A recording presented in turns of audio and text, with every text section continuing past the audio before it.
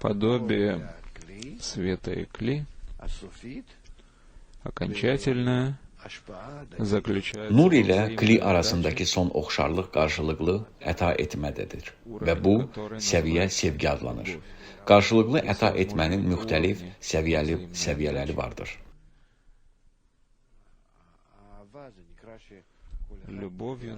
Sevgi o zaman adlanır ki, hər kəs başqasının istəyini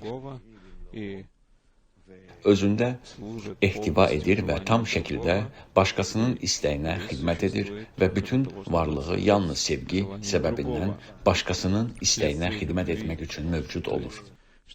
Yəni, burada heç bir məcburiyyət yoxdur.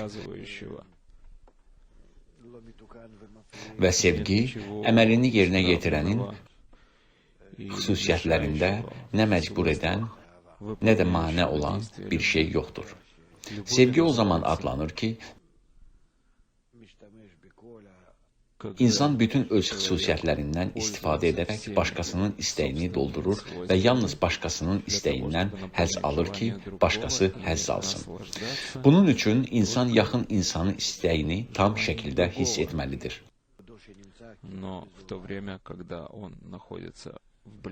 Amma o, yaxın insanın daxilində olduğu zaman bu istək onun öz istəyi kimi olmur. Əksinə, əvvəlcə o hiss etməlidir ki, nə qədər yaxın insana ziddir və məhz bu ziddiyyətdən istifadə edərək ona xidmət etmək istəyir.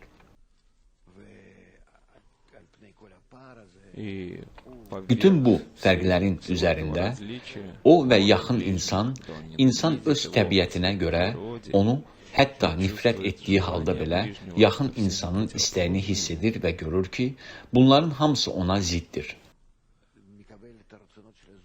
Buna baxmayaraq o, yaxın insanın ona zid olan istəyini ən arzu olunan kimi qəbul edir.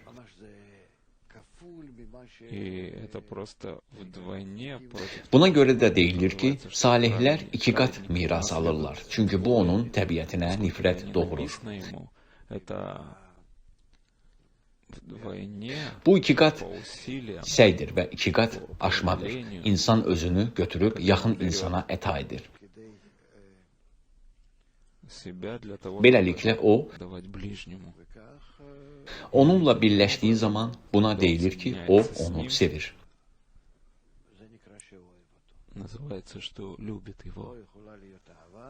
Sevgi yalnız o zaman mümkündür ki, biri digərinə nisbətdə ən böyük ziddiyyəti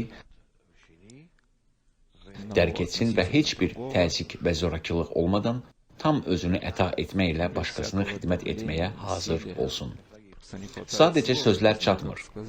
Bunu necə deməyi bilmirəm. İnsan sadəcə özünü tamamilə ləğv edir. Bu barədə biraz düşünmək lazımdır. Buna sevgi deyilir.